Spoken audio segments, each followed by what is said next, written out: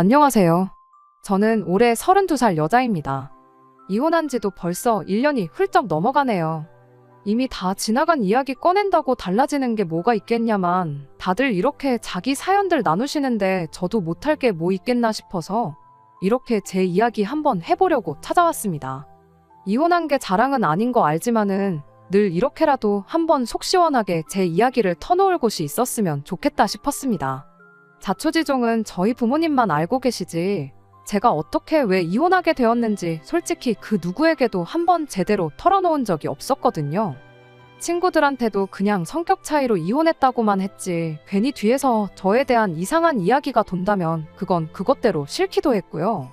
그렇게 저희 이혼은 사실상 저만 아는 저 혼자만의 이야기였지만 언젠가부터 혼자 속에만 담아두는 게 능사는 아니라는 생각이 들기 시작했어요. 그동안 마음고생은 마음고생대로 엄청나게 했으면서 어디 가서 위로다운 위로도 못 받아봤거든요. 물론 모든 분들이 저를 위로해 주시는 게 아니라 손가락질 할 수도 있는 이야기겠지만 그래도 이렇게 털어놓으면 조금이나마 제 마음이 편해지지 않을까 하는 생각이 들어 이렇게 제 이야기를 적어서 보내게 되었습니다. 남편은 오지랖 넓은 학교 선배에게 처음 소개를 받게 되었어요. 그 선배는 마치 자기가 마담뚜라도 되는 것 마냥 주변에 자리 잡고 잘 지내고 있는데 혼자 지내는 사람들만 보면 어떻게 이어주지 못해서 가만히 있지를 못하는 성격이었죠. 아무튼 그 선배가 정말 오랜만에 저한테 연락을 해와서는 반갑게 친한 척을 하기 시작했습니다. 학교 다닐 때 이후로 거의 연락이 끊어지다시피 했던 사람인데 어디서 들었는지 너 무슨 회사 다니고 있는 거 맞지 하면서 저한테 이것저것 확인을 하기 시작했어요. 회사는 언제부터 다녔는지, 부서는 무슨 부서인지 하는 이야기들까지요. 처음에 회사 이야기 꺼내면서 거기 다니냐고 물었을 때만 해도 저는 선배가 혹시 저랑 같은 직장 다니는 사람들 중에 누구 아는 사람이 있어서 저든 그 사람이든 간에 아는 척, 친한 척 하려고 그러나 보다 하고 단순하게 생각했거든요. 그런데 질문이 조금 사적인 질문까지 이어지고 하길래 왜 그런 걸 물어보나 싶었습니다. 그런데 아니나 다를까 난데없이 저한테 혹시 연애 중이냐 아니면 따로 만나는 사람이 있느냐 그런 것까지 묻기 시작했어요. 그때 이 선배가 저한테 이렇게 친한 척하면서 이것저것 물어보는 게 누구를 아느냐고 물어보려는 게 아니고 저한테 누군가를 소개시켜주려고 저러는 거라는 걸 눈치챌 수 있었습니다. 아니나 다를까 남편에 대한 이야기를 저한테 꺼내왔지요. 자기가 아는 사람 통해서 알게 된 사람인데 조건도 좋고 정말 괜찮은 사람처럼 보이는데 아직도 혼자더라 하면서 그 사람을 제가 꼭 만나봤으면 좋겠다나요. 그런데 마침 그때쯤 저도 이제 나이가 나이인데 결혼 생각도 해야 하지 않나. 그런데 남자라고는 회사에서 만나는 직장 동료들 뿐인데 어디 가서 사람을 찾아야 하나. 뭐 그런 생각을 하고 있던 시기였거든요. 운명적인 만남이 아니고서야 어차피 누군가를 통해서 만나야 할 텐데 암만 생사도 모르고 지내다가 오랜만에 연락 온 선배였다고 할지라도 그게 문제될 게 있나 싶어서 겸사겸사 남편을 만나보기로 했지요. 남편에 대한 첫 인상은 다른 것보다 사람이 참 순해 보인다는 거였어요. 성격도 서글서글하니 모난 곳 하나 없었고 사람이 성격이 좋다는 말이 딱 이런 사람을 두고 하는가 보다 이해가 될 만큼 괜찮아 보였습니다. 당연히 소개팅이 끝난 이후로도 몇 번을 더 만났고 그렇게 저희는 연애를 시작하게 되었습니다. 그렇게 1년 반 정도를 더 연애하다가 결혼까지 하게 되었지요. 하지만 제가 완전 사람을 잘못 봤던 겁니다. 남편뿐만 아니라 남편의 가족들까지도요. 결혼을 결심할 때 시어머니가 안 계시다는 건 전혀 고려 대상이 아니었습니다. 남편의 어머니가 남편 어릴 적에 아버님과 이혼을 했다고 들었거든요. 시어머니하고 어쩌다가 이혼을 하게 되었는지 제가 따로 물어본 적은 없는데 대충 젊었을 때 일에만 매달리다 보니 집에 좀 소홀했다. 그로 인해 집사람이 힘들어했고 그렇게 이혼을 하게 되었다. 라고만 간략한 설명을 들었어요. 그때까지만 해도 저는 시아버지가 그렇게 크게 잘못하신 건 아니구나 하는 생각을 했었습니다. 자초지종을 들어보니 아버님께서 가장의 역할을 하느라 집안일을 신경 쓰지 못하셨던 것 같은데 그걸 가지고 이혼을 했다고 하니 솔직히 배불러 낳은 자식을 일하느라 정신없는 남편에게 떠넘기고 떠난 시어머니가 잘못했으면 잘못했지 시아버지가 잘못하셨다고는 그렇게 생각조차 하지 않았어요. 아버님은 이름은 처음 들어보는 회사긴 하지만 특유의 성실함과 부침성으로 영업사원으로는 최초로 회사에서 임원 타이틀을 달이 썼다고까지 합니다. 영업일을 하셨다니 집안일에 소홀하실 수 없으셨겠구나 생각했고, 임원까지 달았다고 하니 실력도 좋고 회사를 위해 엄청 노력도 하셨구나 싶었기도 하고요. 그런데 저희가 결혼식을 올리고 얼마 지나지 않았을 때 일이었습니다. 뜬금없이 시아버지로부터 전화 한 통을 받게 되었어요. 원래 자기가 이렇게 미리 언질도 없이 전화하는 사람이라며 저를 안심부터 시켜주셨죠. 저한테 전화했던 이유가 다른 게 아니고 저희 결혼식 할 때 비용이 얼마나 들었는지 한번 물어보고 싶어서 전화하셨다는 거예요. 얼마나 썼냐고 잔소리하려고 그런 건 아니고 저희 결혼식이 너무 인상 깊고 좋았다고요. 그리고 있으면 결혼식 날 비디오 찍은 것도 같이 보내달라고 하시더라고요. 저는 그래서 그게 혹시 아는 분 누구한테 아들 내외 결혼하는 거 보여드리려고 하시는 건가 싶었어요. 결혼식 영상도 같이 달라고 이야기를 꺼내셨던 걸로 봐서 혹시나 이혼해서 갈라선 남편의 어머님께 아들 결혼하는 모습 보여드리고 싶어서 그러시는 걸 수도 있겠다 싶었죠. 결혼 비용 이야기를 굳이 꺼내신 이유는 뭐 그렇게 어머님한테 우리 결혼하는 거 보여드리고 자식 결혼하는데 땡전 한 푼 안 쓸 거냐며 뭐라도 받아다 주시려고 그러나 그렇게 생각했죠. 물론 제가 너무 앞서 나간 거였습니다. 어디에 필요한지는 따로 말을 안 해주셨는데 그로부터 몇 주 정도 지나서 왜 아버님이 굳이 그런 것들을 물어보셨는지 알게 되었지요. 그날은 난데없이 시아버지가 저희를 집으로 부르셨던 어느 날이었습니다. 다른 건 몰라도 평소에는 가족들끼리 모이는 일이 있거나 시댁에 가야 할 일이 있으면 미리미리 저희 시간 물어보고 약속부터 잡는 분이었는데 그런 식으로 갑작스레 집에 오라고 하는 게 무슨 일이 있는 건가 싶었죠. 남편도 무슨 일로 저희를 부르시는지 모르는 눈치였어요. 무슨 급한 일이라도 있는 건가 깜짝 놀라서 부랴부랴 시댁으로 찾아갔는데 그때 정말 생각지도 못한 상황을 맞닥뜨리게 되었습니다. 시아버지 옆에는 웬 처음 보는 여자분이 나란히 앉아 계셨어요. 어딘가 조금 낯이 익은 것 같아 기억을 되짚어보니 저희 결혼식 때도 오셨던 분이었습니다. 식 끝나고 식사할 때도 두 분이 가깝게 앉아서 밥을 먹고 계셨는데 주변에 같이 앉아 계시던 분들이 아버님이랑 같이 골프 치러 다니시는 분들이었던 걸로 보아 모임에서 친하게 지내는 분이라고 생각했거든요. 그런데 그 모임분들이 따로 계신 게 아니고 두 분이서만 떡하니 앉아 있었으니 직감적으로 두 분이 그냥 알고만 계시는 사이는 아니겠구나 하는 생각이 들었어요. 그리고 아니나 다를까 그제서야 아버님이 저희에게 그분에 대한 이야기를 먼저 꺼내오셨습니다. 거의 5년이 넘는 시간 동안 만나고 있는 사람이라고요. 지난 20년이 넘는 시간 동안 혼자서 남편을 키웠고 뒷바라지를 해주다 못해 이제 장가까지 보내지 않았냐시면서 너희들 결혼하는 모습 보고 나니 당신도 이제 언제까지 남자친구, 여자친구로 지내는 게 아니라 새 장가 들어서 살림 차리고 살고 싶다는 말을 꺼내오셨습니다. 새 출발을 하고 싶다는 소리셨지요.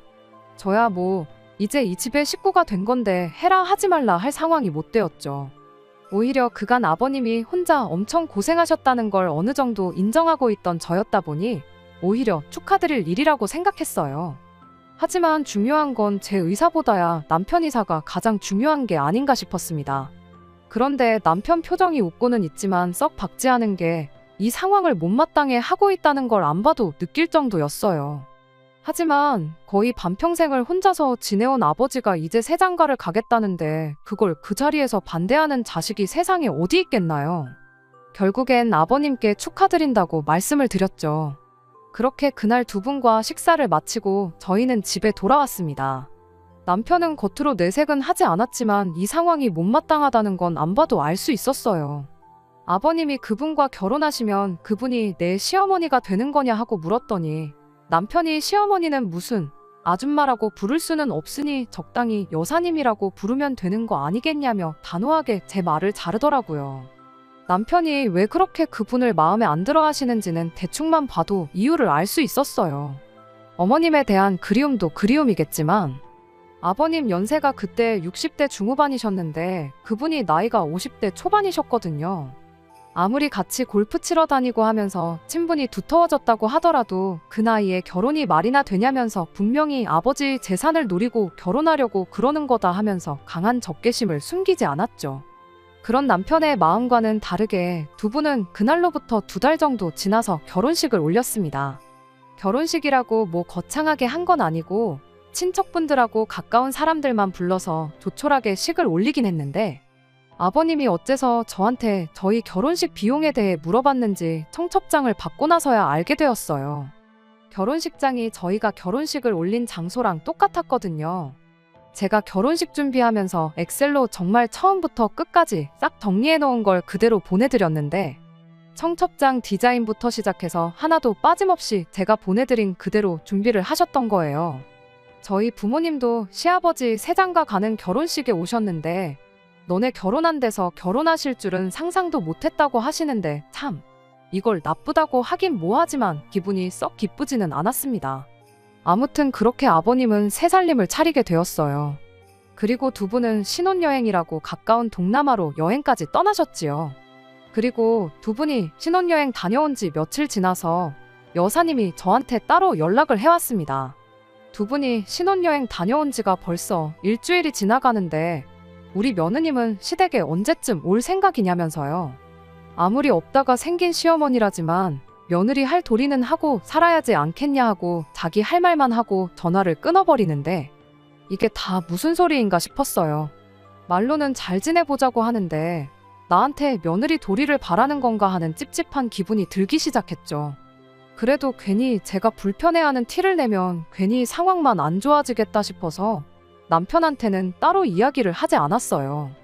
안 그래도 남편이 여사님을 탐탁치 않아 하는 걸 알고 있는데 살림 합치자마자 저한테 며느리 도리를 강요하며 시어머니 노릇을 하려 들었다는 말을 꺼내면 남편이 그냥은 넘어가지 않을 수도 있겠다 싶었거든요. 그리고 일단 이야기가 나왔으니 그 주 주말에 시댁에 다녀왔습니다. 그날은 별일은 없었어요. 뭐랄까, 여사님이 저한테 뭘 시키고는 싶어 하는데 남편이 말 한마디도 안 하고 가만히 있으니 조금 그 눈치를 보셨다고 해야 하나. 식사 마치고 나서도 설거지 이 많은 걸 언제 다 하냐 하면서 툭툭 던지는 말 한마디가 저보고 눈치껏 행동하라는 것처럼 보였는데, 그런 말을 꺼낼 때면 슬쩍슬쩍 저희 남편 눈치를 보는 게 나름대로 어느 정도 선을 긋고 있는 것처럼 보였습니다. 그래서 저도 눈치껏 행동했어요. 여사님이 설거지하는 동안 제가 냉장고에서 과일이며 이것저것 꺼내서 후식을 준비했죠. 그렇게 나름 약삭빠르게 행동하고 있었는데 그로부터 한 2-3달쯤 지나서였나? 이건 좀 아니지 않나? 하는 생각을 하게 되는 일이 있었습니다. 하루는 시아버지한테서 연락이 왔어요. 지금 집사람이 니들 주려고 총각김치 담근 거 한 통 들고 가고 있다고요. 챙겨주시는 거야 감사한데 문제는 그때가 한낮이었거든요. 당연히 저랑 남편은 둘 다 회사에 있어야 할 시간이었으니 당연히 집은 비어있는 상황이었습니다. 아버님께 조금 늦게 오시지. 지금 집에 아무도 없는데 어쩌냐고. 김치 해주신 건 잘 먹겠다고 저희 집 현관 앞에 두고 가주시라 전해달라 슬쩍 물었는데, 아버님이 그래도 들고 간 사람 성의가 있는데 집 비밀번호를 알려달라고 하시더라고요. 엄청 서운하다는 말투로 말을 하시는데 거기다 대고 비밀번호를 끝까지 안 알려드릴 수가 없었어요. 자식인 남편도 있는데 왜 굳이 이런 전화를 저한테 하시는지 참 원망스럽더라고요. 애초에 저희가 뻔히 회사에 있을 시간이라는 거 알고 찾아오신 게 이유가 있지 그냥 오신 건 아니겠구나 생각하고 있었는데, 아니나 다를까 곧바로 비밀번호를 알려준 게 화근이 되었어요. 이튿날 아침에 여사님이 출근길에 저한테 전화를 해왔습니다. 전날 총각김치 두고 가면서 저희 집 냉장고를 보게 되었는데, 아무리 젊은 사람 둘이 산다고 한들 어떻게 냉장고를 그렇게 텅텅 비워둘 수 있느냐며 한 소리를 하셨죠. 한국 사람은 밥심으로 일한다는 소리 못 들어봤냐고. 특히 우리 아드님 밖에 나가서 일하려면 고생일 텐데 너무 부실하게 먹이는 거 아니냐고. 그건 시어머니로서 두고 볼 수가 없다는 겁니다. 그리고는 어제처럼 김치같이 손 많이 가는 음식들은 당신이 가져다 줄 테니 저는 앞으로 남편 밥상에 국이나 찌개 하나, 못해도 반찬은 4-5가지 해서 식사를 챙겨주면 좋겠다는 소리를 하더라고요. 통화하는 내내 정말 어이가 없고 황당했어요. 애초에 하기로 했던 대로 김치만 두고 가셨으면 아무 일도 없는 건데 굳이 저희 집 냉장고까지 뒤져보면서 분란을 조장하는 건가 싶었거든요. 애초에 저랑 남편 두 사람 다 맞벌이하고 회사 일 끝마치고 집에 오면 7시 반이 넘어서 그냥 저녁도 밖에서 알아서 해결하고 들어옵니다. 결혼하고 한 번은 남편이 집밥 이야기를 꺼낸 적이 있었는데 그때 이미 남편과 식사 문제에 대해서는 이야기가 다 끝난 상황이기도 했어요. 남편한테 일 마치고 와서 집밥까지 해줄 능력은 안 되니 정 밥이 먹고 싶으면 직접 해먹으라고 이야기가 되어 있던 상황이었죠. 제가 만약 남편한테 생활비를 타서 살고 있는 전업주부라면 여사님 말대로 매 끼니마다 임금님 수라상까지는 아니어도 국찌개 하나에 반찬 대여섯 개 정도는 해줄 수 있습니다만 맞벌이를 하는 이상 아쉬운 사람이 하는 게 당연한 거 아니겠나요? 남편도 그렇게 하겠다고 했고 저희는 아무 문제가 없는데 왜 여사님이 부탁도 안 했는데 나서서 이렇게 일을 키우는 건가 싶었어요. 뭐 거기서만 알겠다고 대답했지 시키는 대로 할 생각은 없었습니다. 대충 반찬 가게에서 반찬 몇 가지 사와서 냉장고에 채워놓았어요. 안 먹으면 안 먹는 대로 버려야 하긴 했는데 이따금씩 남편이 퇴근이 일찍인 날이 있어서 두면 알아서 꺼내 먹겠거니 하고 말았습니다. 하지만 여사님의 시어미질은 거기서 끝이 아니었어요. 며칠 지나서 또 여사님한테 연락을 받게 되었습니다. 이번에도 제가 회사에 있을 때 걸려온 전화였고 그냥 한 게 아니고 또 저희 집을 한 바퀴 순찰하고 했던 전화였어요. 이번엔 저희 집 옷장을 뒤져봤나 보더라고요. 우리 아드님 입고 다니는 옷이 많이 낡았다질 않나? 와이셔츠를 보니 꼬깃꼬깃한 게 다림질 같은 거 안 해주냐 하면서요. 사회생활하는 남자가 밖에 나가서 꼴이 우스우면 대접 못 받는다고, 그리고 남편 옷차림새가 저러면 우리 며느님도 같이 싸잡혀서 욕먹는 거 모르냐는 소리를 하는 겁니다. 남편 옷도 똑바로 못 입히고 출근시킨다고 내줘도 똑바로 못 해주는 마누라라고요. 제가 뭐 현모양처 소리를 듣고 싶은 것도 아니었고 그날은 그냥 남편한테 옷도 좀 똑바로 다려입고 다녀라 하고 잔소리 좀 하고 말았습니다. 옷장에 있는 옷들 중 너무 오래돼서 포만 나는 옷들도 그 길로 싹 다 치워버리고 새 옷도 사줬죠. 가만 보면 제가 여사님이 시키거나 원하는 대로 반 정도는 해줬어요. 밥을 차려주거나 옷을 다려주거나 하는 주체가 제가 아니었을 뿐이었지. 비밀번호도 안 바꾸고 계속 여사님이 들락날락하게 냅두고 그렇게 한 데에는 다 이유가 있었습니다. 일단 남편이 여사님을 탐탁치 않아 한다는 게 가장 큰 이유였어요. 그냥도 저렇게 싫어하는데 이렇게 저희 없을 때 집에 들락날락거리면서 꼬투리 잡아 시어미질 하는 걸 남편이 알게 되면 무슨 일이 생겨도 생기겠거니 싶었거든요. 그렇게 거의 일주일에 한 번꼴로 여사님의 잔소리를 들으며 지냈습니다. 그런데 듣기 좋은 꽃노래도 한두 번이지 안 그래도 듣기 싫은 말을 일주일마다 듣게 되니 저도 점점 인내심이 바닥나기 시작했어요. 원하는 대로 하고 있는 척을 해줘도 그 다음 주가 되면 제 정성이 부족해 보인다느니 하는 소리로 꼬투리를 잡기가 일쑤였지요. 그렇게 제가 반년 정도를 혼자 견디고 있다가 이제는 도저히 안 되겠다 싶어서 남편한테 이 이야기를 꺼냈습니다. 사실 그간 여사님이 매주마다 우리 집 비어있을 때 찾아와서는 살림하는 거 간섭하고 그걸 가지고 나한테 잔소리도 하고 아주 미치고 팔짝 뛰기 직전이라고. 너무 지치고 피곤하다고 하소연을 했죠. 별로 마음에도 들어하지 않는 사람이 우리 집에 몰래 들락거리며 저한테 잔소리까지 한다는데 저는 당연히 남편이 그 이야기를 듣고 불같이 화를 낼 줄 알았어요.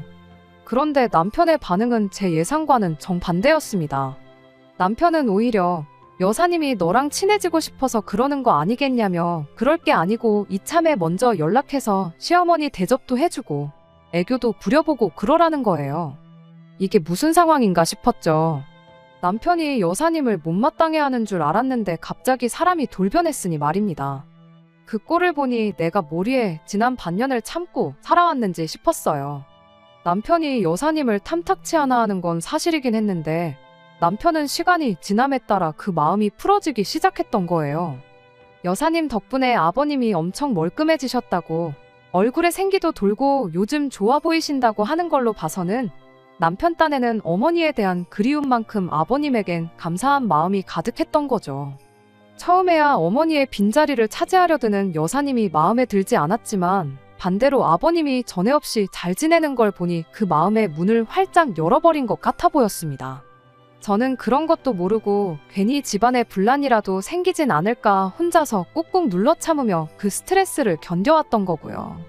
진작에 말했으면 상황이 달랐을까 싶은 후회도 있었지만 어쨌든 이젠 남편도 별로 도움이 안 되는 걸 알았고 저도 그냥 당하고 지내지는 말아야겠다 그렇게 마음을 고쳐먹었습니다. 그래도 그 후로 몇 주간은 제 나름대로 그때그때 상황에 맞춰서 잘 넘기고 있다고 생각했거든요. 말도 안 되는 다림질이나 오첩반상 이야기 같은 건 확실히 싫다고 거절하고 대신 저희가 알아서 현명하게 잘하고 있다 설명을 드리는 식으로 말이에요. 그리고 앞에선 그렇게 하겠다 하고 뒤에선 그냥 원래 하던 대로 하는 식으로 나름 현명하게 넘기고 있다 생각했습니다. 하지만 그런 저희 노력에도 불구하고 여사님하고 한바탕 하게 되는 사건이 일어나게 되었어요. 남편이 여사님 편으로 어느 정도 돌아서고 나서 반년이 채 지나지 않은 시점이었습니다. 시아버지가 저희를 불러서 재혼하겠다는 말을 꺼냈을 때와는 비교도 안 될 만큼 충격적인 일이 하나 터지게 되었어요. 바로 여사님이 아이를 갖게 되었다는 사실이었죠. 아버님도 참 대단하신 게 남편한테 칠순 때 집사람하고 둘이 해외여행이나 보내달라 그런 이야기를 하고 계시는 와중에 저한테 생각지도 못한 도련님을 선물해 주실 줄은 몰랐습니다. 50대 초반에 아이를 가진 여사님도 참 대단하다 싶었고요. 그래도 한편으론 이제 아이 돌보고 그러시려면 괜히 쓸데없이 우리 집 찾아와서 꼬투리 잡고 잔소리하고 그런 문제는 사라지겠구나 생각했어요. 다른 것보다 그것만큼은 환영할 일이라고 생각했지요. 그리고 그때쯤부터 여사님이라는 호칭 대신 어머니, 시어머니라 불리기를 원하셨어요. 이제 한 핏줄인 자식도 낳게 되었는데 아이한테 여사님이라고 불리는 모습을 보여주고 싶지 않다는 게 이유였지요. 아버님도 그때부터는 이제 여사님을 어머님이라고 불러달라 하셨고요. 호칭이야 저한테 크게 중요한 건 아니었으니 어려울 건 없었습니다. 남편 또한 일이 이렇게 된 거 여사님을 새어머니로 받아들이기로 한 것처럼 보였고요. 그때부터 여사님은 저희에게 시어머니, 새어머니가 되었습니다. 거기까지는 솔직히 문제라고 할 것도 없었어요. 보아하니 남편은 이미 여사님에게 마음의 문을 활짝 열은 것 같아 보였지만 저는 아니었거든요. 물론 여사님의 입장을 아예 이해 못하겠던 건 아니었습니다. 이미 아버님과 결혼까지 했지만 시아버지에게 있어서 하나뿐인 자식인 남편이 여사님을 인정해야 비로소 진짜 한 가족이 된다고 생각했겠죠. 하지만 그 과정에서 지난 몇 달 동안 남편 마음을 얻겠다고 저한테 시어머니 노릇하면서 호달구던 거 생각하면 호칭 하나 바뀌었다고 해서 여사님이 제 마음속에 진짜 시어머니가 될 수는 없었지만 말입니다. 아무튼 진짜 문제는 그 이후에 벌어지게 되었습니다. 난데없이 남편이 우리도 이세 계획을 조금 서두르는 편이 좋지 않겠냐는 이야기를 꺼내왔거든요. 저나 남편 벌이도 좋은 편이지만 솔직히 아버님의 경제력 덕분에 저희가 금전적으로는 모자란 게 없다 보니 딱히 자녀 계획을 미뤄야 할 이유는 없었습니다. 다만 제가 저 스스로 전업주부의 삶을 사는 것보다 경력을 쌓으며 제가 하고 싶은 일 하는 삶을 바랬었고 그러기 위해서는 회사 내에서 어느 정도 자리를 잡는 게 급선무였다 보니 자녀 계획을 최대한 미루는 게 저한테는 이득이었어요. 이 부분에 대해서는 남편도 결혼 전부터 합의를 했던 부분인데 갑자기 저렇게 말을 바꾸니 무척이나 당황스러웠지요. 그래서 남편한테 왜 갑자기 아이를 갖자고 하는 거냐고 이유를 물어봤습니다. 남편이 그러더군요. 이제 동생도 태어나는데 우리도 빨리 아이를 가져야 여러모로 이득 보는 게 많지 않겠냐고요. 이득이라니 무슨 이득을 본다는 거냐 물었는데 남편이 대답하기를 그래도 우리 아이가 동생하고 비슷한 시기에 태어나야 어머니한테 아이 맡기고 그러는 게 수월하지 않겠냐고 하더라고요. 말인즉슨 우리 아이가 태어나면 여사님한테 아이를 맡길 수 있지 않느냐는 소리였습니다. 아이 키울 때 가장 힘든 게 갓난아이를 키울 때일 텐데 우리가 최대한 빨리 아이를 가져야지 여사님이 아이 돌보는데 몸이 덜 힘들지 않겠냐는 말이었죠. 틀린 말은 아니지만 애초에 저희가 결혼 전부터 세워놓은 계획이 있지 않냐? 이미 아이가 태어나고 나서 나는 딱 3개월만 육아휴직을 하고 복직을 할 생각이었고 그 이후에는 돌보미분을 고용해서 아이를 돌볼 계획 아니었냐? 굳이 자녀 계획까지 수정해가며 아이를 여사님한테 맡길 이유가 뭐가 있냐고 남편한테 다시 되물었어요. 그랬더니 남편이 아무리 그래도 돌보미분이 가족만큼 우리 아이를 챙겨주겠냐? 뭐 그런 소리를 하더라고요. 그렇게 진짜 어머니 자리를 꿰찬 여자라고 적개심을 가질 때는 언제고, 이제는 아예 진짜 어머니 대접을 하는데 솔직히 웃기지도 않았어요. 말 맞다나 여사님 또한 불과 몇 달 전까지만 해도 존재조차 몰랐던 생판 남이나 똑같은 거 아니겠나요? 그리고 그냥 아이를 돌봐주신다면 모를까, 당신 배불러서 낳은 아이가 있는데 굳이 우리 아이까지 2명의 아이를 동시에 케어하면서 똑같은 관심과 사랑을 줄 거라는 생각은 들지 않기도 했고요. 그래서 우리가 꼭 어머님한테 아이를 맡겨야 할 이유도 없는 것 같고, 어차피 퇴근하고 나서는 우리가 아이를 직접 돌보게 될 텐데, 안 그래도 이르고 늦은 출퇴근 시간에 시댁까지 오며 가며 하면서 아이를 맡기고 데려오고 하면서 시간을 낭비하고 싶지 않다고 거절을 했습니다. 옳고 그름을 따지자는 건 아니었어요. 굳이 돌보미분까지 고용해서 달마다 큰돈 쓰느니 여사님한테 맡기는 게 이득이라는 남편 말도 일리가 있었고, 오며 가며 몸만 더 피곤하게 시댁에다 아이 맡기고 데려오고 하는 시간에 돌보미분 쓰고, 퇴근하고 나서는 엄마 노릇 제대로 하고 싶다는 제 말도 틀린 말은 아니었으니까요. 하지만 서로의 의견이 확실히 다르다 보니 결국 의견 대립이 생기게 되었고, 그 때문에 남편과는 매일같이 말다툼을 하게 되었습니다. 그런데 언젠가부터 고집을 꺾지 않고 저렇게 나오는 남편을 보니 혹시나 싶은 뭔가 안 좋은 느낌이 들기 시작했습니다. 결혼 전부터 세워놓은 인생 계획을 뒤집어 엎으면서까지 이렇게 매일같이 부부싸움을 해대면서까지 아이를 가져야 한다는 게 뭔가 안 좋은 촉이 들었다고나 할까요? 누가 보면 제가 피해망상이다 하실 분들도 계시겠지만, 보통 안 좋은 예감은 틀리는 법이 거의 없다 보니 저도 다른 수를 쓸 수밖에 없었어요. 무엇보다 저렇게 아이를 아버님네랑 비슷한 시기에 갖자고 하는 데 있어서 무슨 꿍꿍이가 있어도 있겠다는 그 생각을 확인부터 해봐야겠다는 생각이 들었습니다. 방법이 잘못되었다고 생각하긴 합니다만, 결국엔 그 때문에 남편이며 시아버지, 여사님의 계획까지 한 번에 알게 되었고, 그렇게 결국 제가 이 집에서 가족이 아니라 거의 식모 대접을 받고 있다는 사실을 알게 되면서 이혼을 결정하게 되었습니다. 제 직장 동료 중에 마침 아이를 갖게 된 사람이 한 명 있었어요. 이상한 부탁인 건 알지만 테스터기를 하나 얻고 싶다는 부탁을 했습니다. 그렇게 임신을 했다는 테스터기를 하나 얻게 되었어요. 그리고 그 길로 남편에게 아이가 생겼다고 거짓말을 했습니다. 남편은 아이가 생겼다는 그 말에 엄청 기뻐하는 모습이었어요. 애가 참 효자라고, 덕분에 엄마 아빠도 그만 싸우게 되었고 할머니도 편해질 테고 할아버지도 좋아하지 않겠냐면서 복덩이도 이런 복덩이가 없다는 소리를 하더라고요. 이 모든 게 거짓말이었으니 솔직히 한편으로는 마음이 무겁긴 했습니다. 솔직히 제 예상이 틀렸다면 그 이후에 벌어질 일에 대해서는 생각하지 않았었거든요. 무슨 말로든 변명을 하거나 아니면 납작 엎드려 사죄하거나 했을 테지만, 그래도 부서진 신뢰는 주워 담을 수 없겠구나 싶었죠. 아무튼 남편은 곧바로 시댁에 이 사실을 알렸고, 그 다음날 시아버지가 축하해주고 싶으니 둘 다 퇴근하고 시댁으로 좀 오라고 바로 말을 꺼내셨지요. 혹시나 그 상황에 병원 가서 제대로 검사 받아오라는 말이 나올까봐 긴장이 되긴 했습니다만, 성질 급한 아버님 성격을 알고 있었다 보니 여기까지 전부 제 예상대로 흘러갔습니다. 그리고 그 다음날 시댁에 방문했을 때 남편이 왜 그렇게 아이를 갖자고 노래를 불러댔는지 그 진짜 이유를 알게 되었어요. 아버님이 대뜸 저한테 이제 아이가 생겼으면 몸조리를 해야 하지 않겠냐며 당장 회사를 그만두는 게 어떻겠냐는 말을 꺼내왔거든요. 거기서 끝이 아니라 회사를 그만두고 일단 저는 간단하게 짐 챙겨서 시댁에 들어와 살라는 말까지 꺼냈어요. 이유가 뭐인지는 물어볼 것도 없었습니다.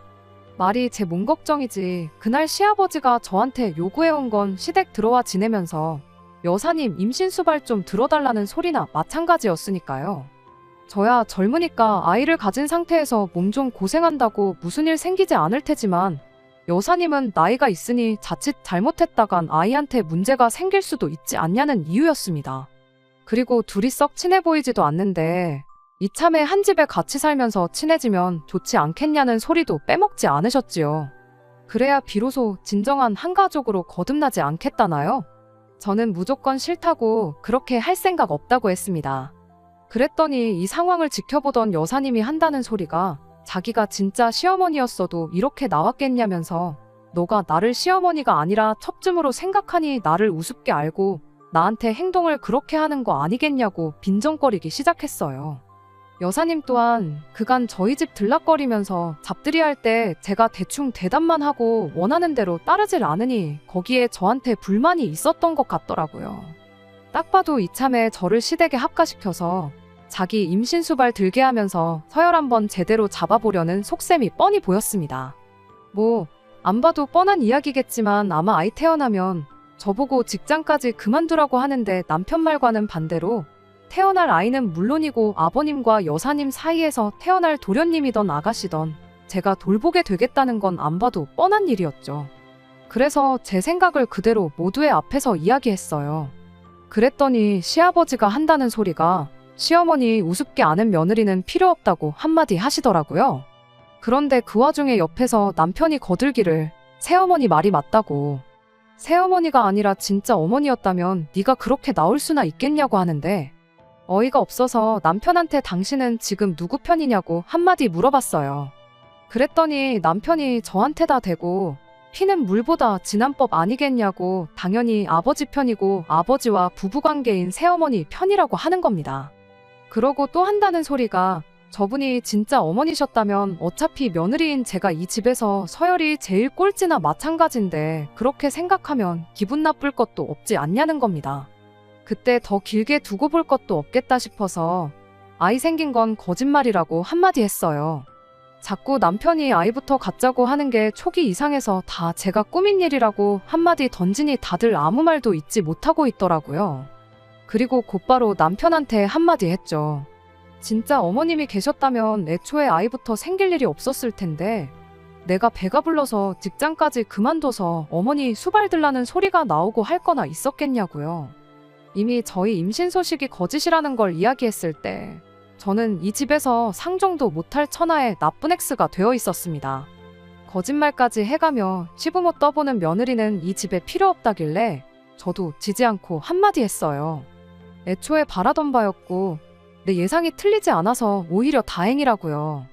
이런 인간도 못 되는 집구석에 며느리 노릇하면서 식모살이 하기엔 내 인생이 너무 아깝다고 저 같은 며느리는 이 집에 필요 없다고 하셨는데 빠른 시일 내로 이혼 서류 만들어 올 테니 도장이나 제때 찍어달라고 말하고 시댁을 뛰쳐나왔습니다. 이혼하는 게 두렵지는 않았어요. 애초에 어느 정도 마음의 준비를 했던 상황이기도 하고 저런 집구석에서 여사님 밑으로 여자고 남자고 누구 하나 태어나면 결국 저쪽은 저쪽대로 가족이 하나 더 생겼다고 똘똘 뭉칠 테고 저는 저 혼자서 겉도는 고달픈 신세가 되는 건 불보듯 뻔한 상황이었으니 말이에요. 그날 그렇게 뛰쳐나왔는데도 지 가족들 편든다고 저를 붙잡으러 따라 나오지도 않았던 남편이 막상 제가 진짜 이혼 서류 만들어서 가지고 오니 그제서야 저를 붙잡기 시작하더라고요. 보아하니 여사님 쪽에서도 장가까지 보내서 이제 신경 안 써도 되는 줄 알았던 남편의 아들이 다시 남편 밑으로 들어오는 게 탐탁치 않은 상황이었나 봅니다. 아버님의 재력과 관심과 사랑은 당신 뱃속에 있는 아이가 독식을 해야 하는데 갑자기 혹이 생긴 기분이었을 테니까요. 남편도 혼자서는 지낼 용기가 없었던 건지 그제서야 제 편을 들면서 잘 지내보자고 싹싹 빌더라고요. 하지만 이미 이 사람의 밑바닥을 봐버린 저로서는 굳이 저한테 앞으로 잘하겠다는 이 사람 말 믿고 이혼을 철회할 이유가 하나도 없었어요. 왜 평생 없이 지냈던 어머니가 생겨서 좋았던 거 아니냐고. 나는 그 사람을 시어머니로 받아들일 생각도 없고 부려먹기 좋은 식모로 살 생각도 없으니 가족끼리 똘똘 뭉쳐서 잘 지내보라 한마디 하고 말았습니다. 그리고 그렇게 1년 정도의 진흙탕 싸움 끝에 결국에는 남편과 이혼을 할 수 있었습니다. 숙려 기간이 끝나고 나서 이혼 신고하려고 남편과 만나게 되었는데 남편 꼴이 말이 아니었어요. 그리고 어렵사리 저한테 지금이라도 이혼 취소하고 다시 시작해보면 안 되겠냐고 말 한마디를 꺼내더라고요. 왜 이제 와서 또 마음을 바꾸었냐고 물으니 태어난 동생이 사실 아버지 아이가 아니라는 충격적인 이야기를 전해왔어요. 남편은 저랑 이혼하기로 결정한 직후 다시 시댁에 들어가서 지내게 되었는데 태어난 여사님 아이가 여길 보나 저길 보나 아버님과는 닮은 구석이 하나도 없었답니다. 문제는 여사님하고도 닮은 구석이 하나도 없었다는 거였고요. 아버님은 별로 신경 쓰지 않는 눈치셨는데 막상 그 집에 들어가서 찬밥 신세가 된 남편이 그래도 혹시 모르니 확인은 해봐야겠다 싶어서 아버님하고 여사님 몰래 친자 검사를 의뢰해봤다나 봐요. 그런데 그때 태어난 아이가 아버님과 여사님 사이에서 태어난 아이가 아니라는 사실을 알게 되었던 거고요. 아직 아버님께는 말씀드리지 않은 상황이라는데 저만 괜찮다면 우리 둘이 다시 합치고 그 악독한 여자를 집에서 쫓아내겠다는 소리를 하더라고요. 아버님한테 물려받을 재산을 생각해보면 결코 손해보는 게 아니지 않냐며 다시 예전처럼 잘 지내보자는데 남편한테 내가 직장이 없냐, 돈이 없냐, 뭐가 아쉬워서 그딴 집구석에 내 발로 다시 기어들어가겠느냐고 한마디 해줬어요. 친자 확인 결과로 그 여자를 집에서 몰아내던 아버님 행복을 위해 눈 감고 모르는 척 살던 네 알아서 하라고 나는 무슨 일이 있어도 이 이혼을 철회할 생각 없다고요. 그렇게 그 길로 이혼 신고 마치고 남편은 물론이고 그 말도 안 되는 집구석과도 영영 이별을 하게 되었습니다. 남편은 끝내 친자 검사한 걸 자기 가슴 속에 묻어두기로 결정한 것 같아 보이더라고요. 그 와중에도 아버님의 행복을 생각해서 내린 결정 같은데 과연 그 결정이 나중에 유산 물려받을 때가 돼서도 유효한지는 그때 돼봐야 알 일이겠네요. 물론 저는 앞으로 더 이상 그 집구석일에 신경 쓸 생각 없으니 남편이 내린 그 결정에 후회를 하게 될지 말지는 그때 가봐야 알 일이지만 말입니다. 끝까지 들어주셔서 감사합니다. 오늘의 사연은 여기까지입니다. 구독과 좋아요, 알람 설정 부탁드리고 더 좋은 사연으로 다시 찾아뵙겠습니다. 감사합니다.